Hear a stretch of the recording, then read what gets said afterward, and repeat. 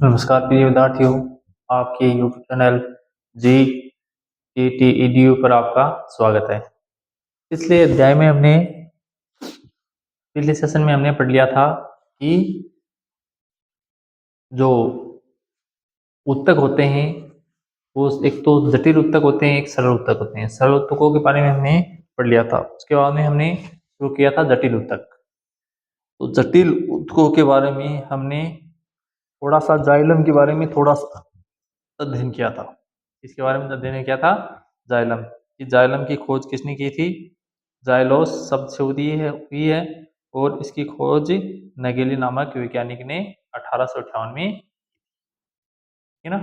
Xylo शब्द से हुई है जिसका अर्थ होता है काष्ठ या वुड। ठीक है, इतना हमने तो पिछले अध्याय में हमने देखा था जाइलम के बारे में। अब देखो जाइलम के विभिन्न तत्व है। जाइलम के विभिन्न तत्व है।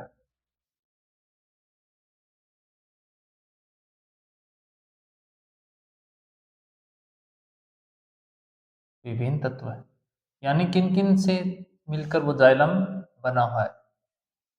जाइलम को निर्माण करने में किस किस का सहयोग रहता है, ठीक है ना। किस किस का सहयोग रहता है जाइलम बनाने में, वो उसके बारे में अध्ययन करता है। ठीक है, तो जाइलम के बारे में सबसे पहले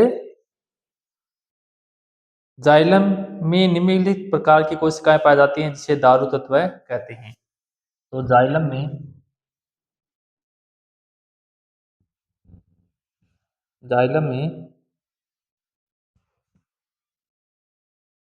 जाइलम में विभिन्न प्रकार की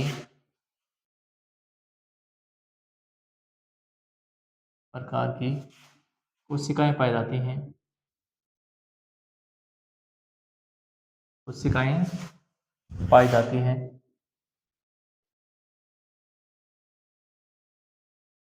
विभिन्न प्रकार की कोशिकाएं पाई जाती हैं जिसे क्या कहते हैं, दारू तत्व कहते हैं। जिसे दारू तत्व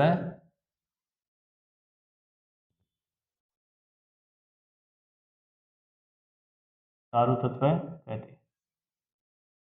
और ये तत्व कितने प्रकार के होते हैं, 3 प्रकार के। कौन कौन से। पहला वाहिकीय तत्व।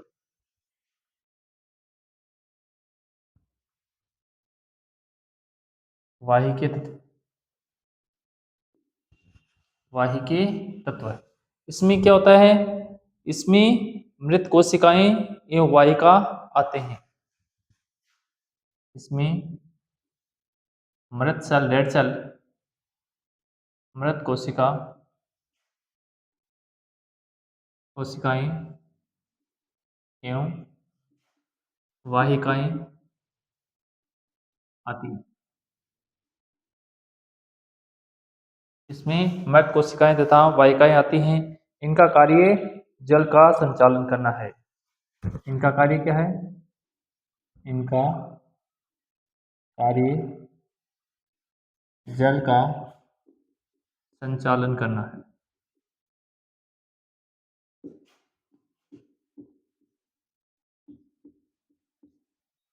इनका कार्य क्या होता है, जल का संचालन करना।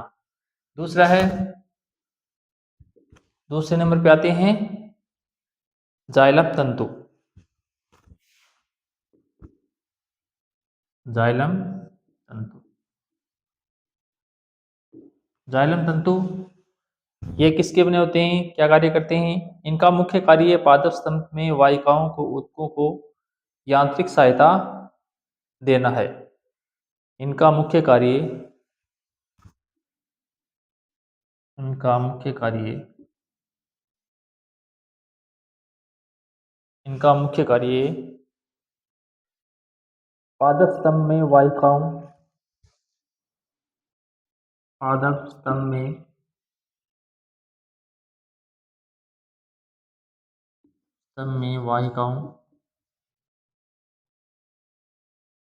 को वाहिकाओं को यांत्रिक सहायता प्रदान करना है। वाहिकाओं एवं ऊतकों को यांत्रिक सहारा प्रदान करना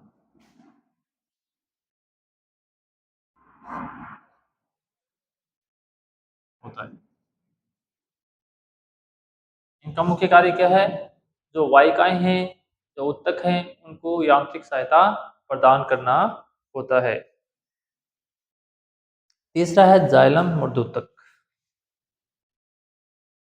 तीसरा क्या है? जाइलम मर्दूतक। जाइलम मर्दूतक क्या होता है? ठीक है ना?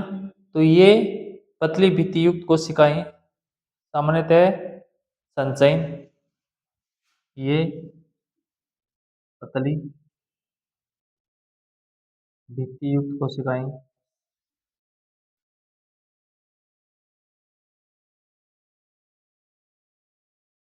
कोशिकाएं सामान्यतः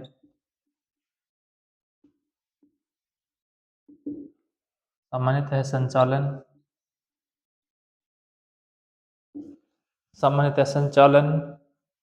तथा अजैविक पदार्थों के तथा अजैविक पदार्थों के अजैविक पदार्थों के स्थानांतरण से संबंधित होती हैं।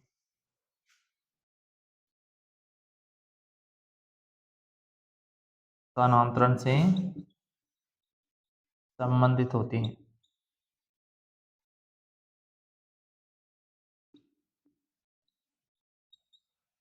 ये कुछ सामान्य जानकारी यानी किस किस से मिलकर बना होता है, इसके विस्तृत जानकारी हम लेंगे। ठीक है ना? पहले तो जाइलम के विभिन्न तत्व। जाइलम विभिन्न प्रकार की कोशिकाएं पाई जाती है, जिसे दारू तत्व कहते हैं। ये तत्व तीन प्रकार के होते हैं। कितने प्रकार के? तीन प्रकार के। पहला वाहिकीय तत्व। इसमें क्या होती है? मृत कोशिकाएं, वाहिकाएं आती हैं, उनका कार्य जल का संचालन करना होता है। दूसरा है जाइलम तंतु। इनका मुख्य कार्य पादप के स्तंभ कोशिकाएं तथा उत्तकों को यांत्रिक सहायता प्रदान करना होता है। तीसरा है जाइलम मर्दूतक। ये पतली भित्तियुक्त कोशिकाएं होती हैं, जिनका कार्य सामान्यतः क्या होता है? अजैविक पदार्थों का स्थानांतरण होता है। ठीक है? तो ये इसके बारे में आगे हम विस्तृत अध्ययन करते हैं। सबसे पहले वाहिकीय तत्व के बारे में। ठीक है ना? पहले इसका स्क्रीनशॉट लो, उसके बाद में हम आगे बढ़ते हैं।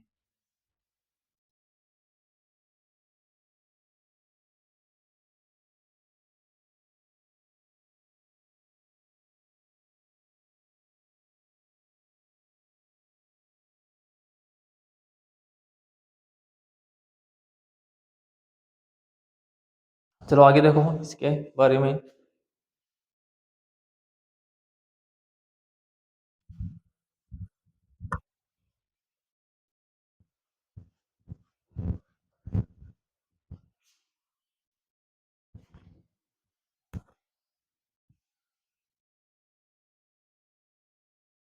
सबसे पहले वाहिकीय तत्व।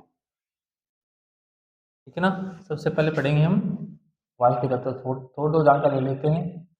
वाहिकीय तत्व क्या होते हैं? वाहिकीय तत्व। वाहिकीय तत्वों में हमने देखा था, ये मृत कोशिकाओं के बने होते हैं तथा इसमें जो कार्य होता है वो जल का संचालन करना होता है। तो इसमें दो प्रकार के कोशिकाएं आती हैं। इसमें इसमें दो प्रकार की कोशिकाएं आती हैं। कितने प्रकार की कोशिकाएं आते हैं? दो प्रकार की। ठीक है ना? कौन कौन सी आती हैं? वाहिनिकाएं, वाहिकाएं। पहली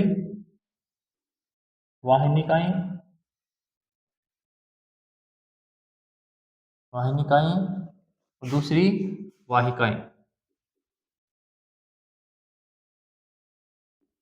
दूसरी वाहिकाएं। अब देखो इसमें अंतर क्या होता है। पहले वाहिनिकाएं पढ़ लेते हैं। क्या पढ़ लेते हैं? वाहिनिकाएं। वाहिनिकाएं ये होती क्या है? ठीक है ना? तो ये अनावर्त बीजियों में यानी क्या होती हैं? इसकी संरचना सामान्यतः लंबे बेलनाकार कोशिकाएं होती हैं। सामान्यतः ये लंबी बेलनाकार कोशिकाएं होती हैं।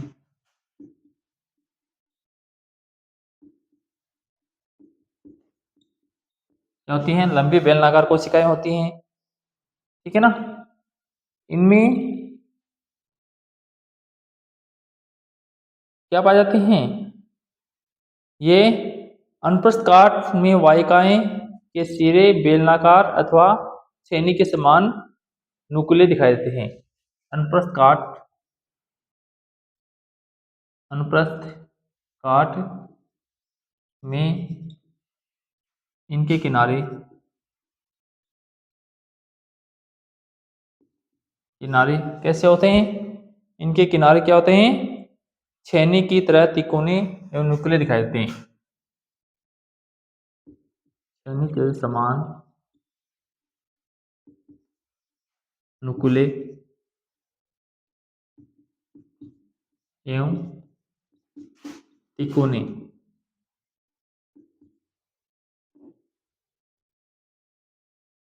दिखाई देते हैं। ठीक है ना? कैसे दिखाई देते हैं? छेनी के समान नुकीले एवं तिकोने दिखाई देते हैं। ठीक है? इसके बाद में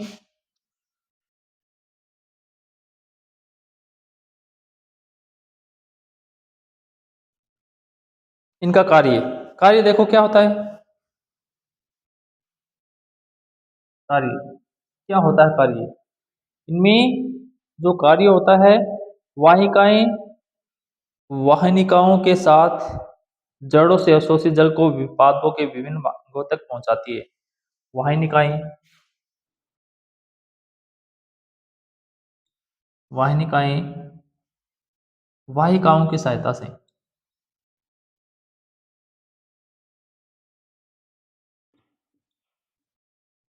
सहायता से जड़ों से अवशोषित जल को जड़ों से अवशोषित जल को जल को पौधों के या पादपों के विभिन्न भागों तक पहुंचाने का काम विभिन्न भागों तक पहुंचाने का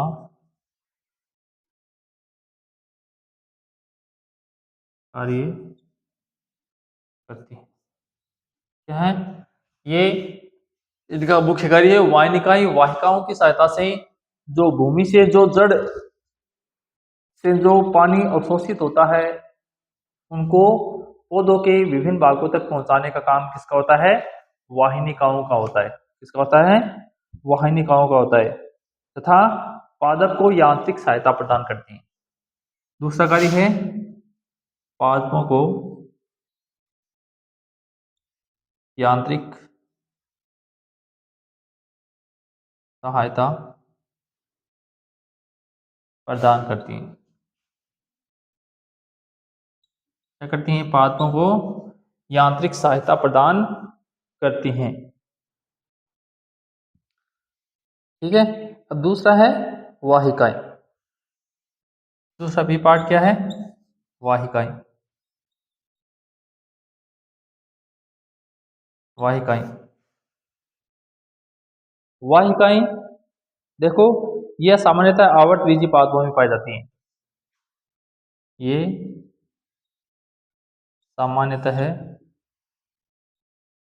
आवर्तबीजी पादपों में पाई जाती हैं।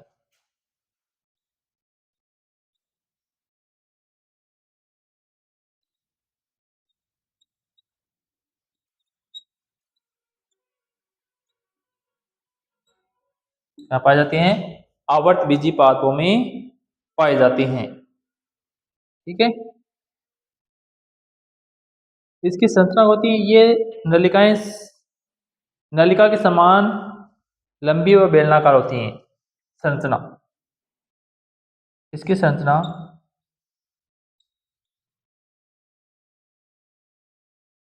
नलिका के समान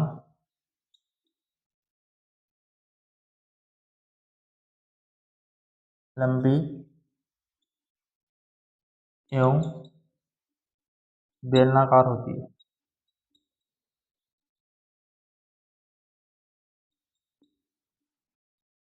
वाहिकाएं कैसी होती हैं? लंबी एवं बेलनाकार होती हैं।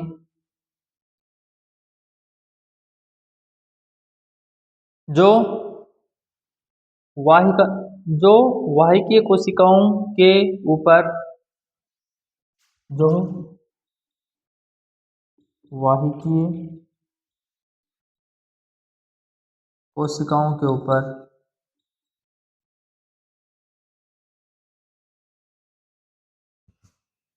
कोशिकाओं के ऊपर कोशिकाओं के ऊपर एक के ऊपर एक के ऊपर एक क्रमबद्ध तरीके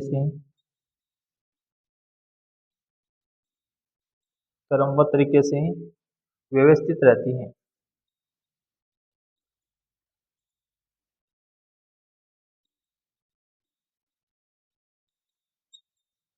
रहती हैं क्रमबद्ध तरीके से एक के ऊपर के एक क्या रहती हैं? व्यवस्थित रहती हैं। ठीक है ना? तो ये हो गया वाहिकाएं। ठीक है ना? ये हो गया वाहिकाएं। अब वाहिकाओं के बाद में क्या करना है हमें? जाइलम तंतु को पढ़ना है। तो पढ़ना है, जाइलम तंतु को पढ़ना है। ठीक है, वो हम अगले सेशन में पढ़ेंगे।